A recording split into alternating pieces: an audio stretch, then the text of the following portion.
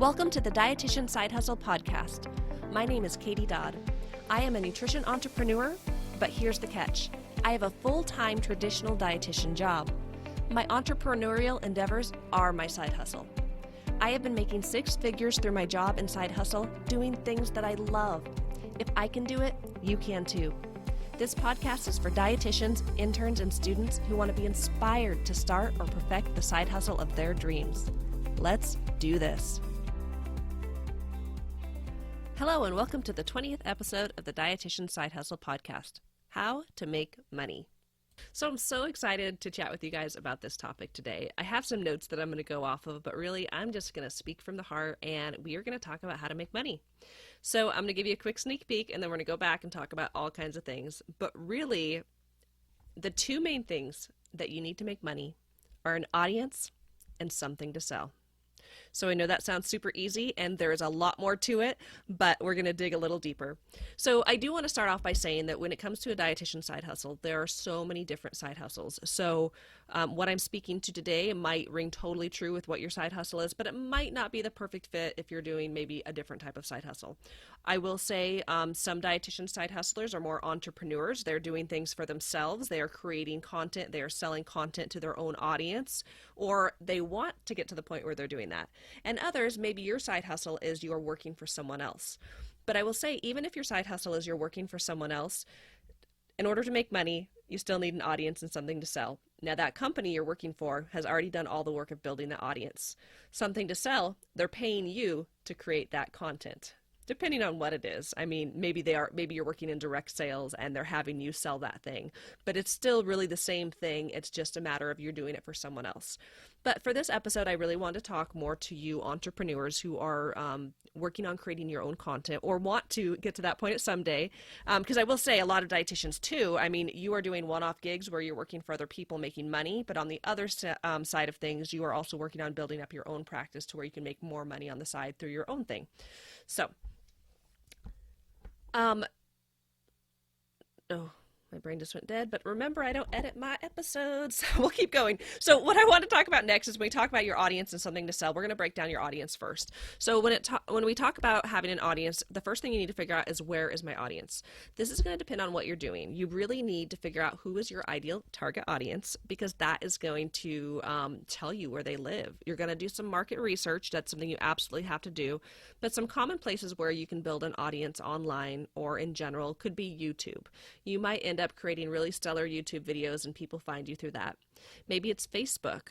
Facebook pages aren't the easiest thing for people to find, but Facebook groups, it is July of 2020 as I'm recording this, and Facebook groups have been pretty big for a while, and I don't think they're going away anytime soon.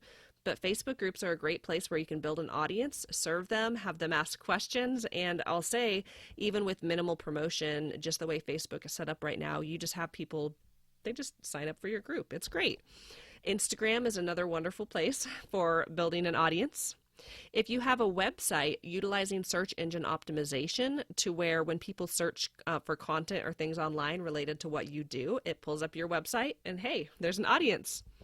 It could be through email marketing, and that's where you would offer some type of freebie and someone wants that freebie, so they click on it and they give you your email address, and then that allows you to reach out to them and not just sell them things, but really nurture a relationship with them. And as you have things that you know will serve them, you can sell whatever you have to offer. Pinterest is another wonderful place to build an audience. TikTok is a newer place. People have different opinions about TikTok, but I will challenge your thinking if you're one of those people thinking, oh, dietitians aren't on TikTok. There was a time when people said that about Instagram. There was a time when people said that about Facebook. And look at how much things have changed. And really, it was those earlier implementers that really had the biggest long-term success. And hey, they probably even said that about the internet at some point. Like, that's ridiculous to go online. We do face-to-face. So I would just encourage any of you to be open to utilizing new areas. And, TikTok's new right now, but what's the next social media? What's the next thing? And we never know what's going to fizzle or what's going to be a big success. But if your audience lives there, it's a good place to, find them. Next, we have podcasts. Depending on what you do, you can create a podcast and build your audience that way. And then also, we really can't forget good old-fashioned in-person networking. So depending on what you do, if you are doing stuff online and you really want to serve people everywhere, probably finding your people online is good. But maybe you have a private practice and you want to see people in person where you live, then you might want to build your audience where you live.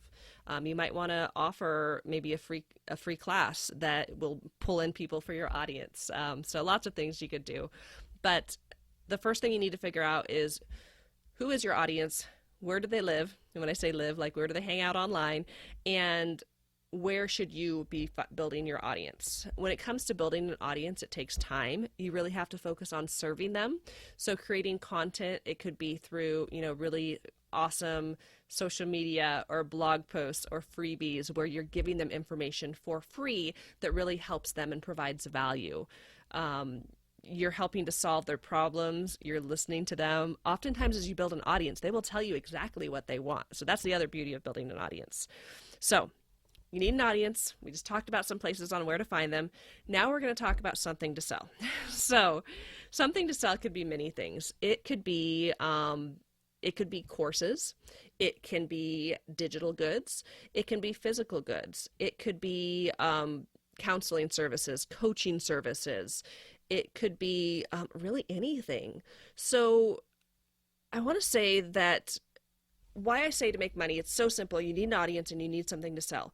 You can have the best product in the world, but if you have no one to sell it to, then that's such a bummer, because you have this amazing product that can help people.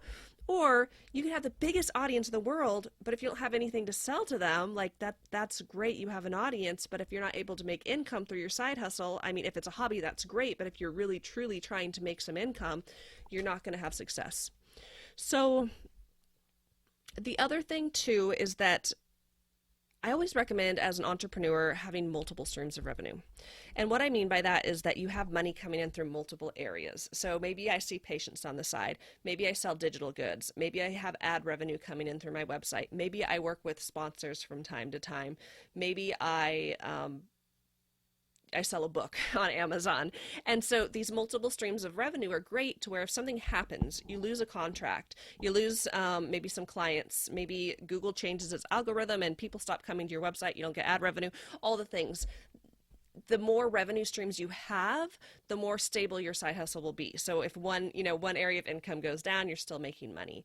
And so when you're thinking of things to sell, I would encourage you to think of multiple levels of things to sell, meaning low dollar products, mid dollar products, and high dollar products. And then depending on what your model is, just different ways that you can bring in income. Again, I just chatted about all those different ways. So thinking about me I'm going to talk about the geriatric dietitian right now. So who is my audience? I kind of have two split audiences, but my primary audience is caregivers of sick, frail, older adults. But I also have dietitians and other healthcare professionals who are my audience. So that's who my people are, where they're found on my website through search engine optimization. As of the time I'm recording this, I have about 25,000 sessions per month, meaning, different people who are coming to my website throughout the month. I also have a Facebook group, which is pretty active. I believe I have about a little over 1,200 people in that group right now. I have an Instagram page with just around 2,500 people. I do have an email list. I have Pinterest. I do have TikTok. I'm not super active on it, but I really do have a lot of different areas where I'm building my audience. And I work on serving them and creating content that hopefully helps them. And then, so I've got my audience, but then something to sell. I do have things to sell. I have digital goods and handouts that I sell through RD to RD. I have an e-cookbook and an e-book on my website. I am working on creating ad revenue. I might have mentioned this before on the podcast, but one of my goals with the geriatric dietitian is to get enough sessions, people coming to my website, to where I can apply for an ad network called Mediavine. In the past, their criteria for applying was 25,000 sessions. I finally hit it, and literally a few weeks back, they increased it to 50,000 sessions. So I was so bummed. I was so close, and now it's so far away. But that's still one of my goals, is to eventually have ad revenue on my website. And then I'm also working on creating some other services for my brand, which is still in the works, so I'm not going to chat about it yet. But when I do, I will definitely share it on the podcast, and we'll chat more about that process. So really, when it comes to making money, like I said, it's so simple, but it's so simple when I talk about it, but it is hard in actual implementation. It takes time, it takes work, but you need to have an audience and you need to have something to sell. So I want you to start thinking about whether you have a side hustle or not. So if you have a side hustle, start thinking about, who is my audience? How strong is my audience? Am I serving them right? Do I need to have maybe another place that I'm reaching out to people? And then think about what you sell. And do I have things that I'm selling that solve my audience's problems? Am I doing a good job at letting them know about those products? Am I doing a good job at kind of, nurturing them and showing them why they need this product? And if you are starting a side hustle or thinking about starting a side hustle, I would encourage you to really map out, what is it you want to do? Who is your ideal client? And then start thinking about where they live and how you can work on building the audience. And then what products could you potentially one day sell?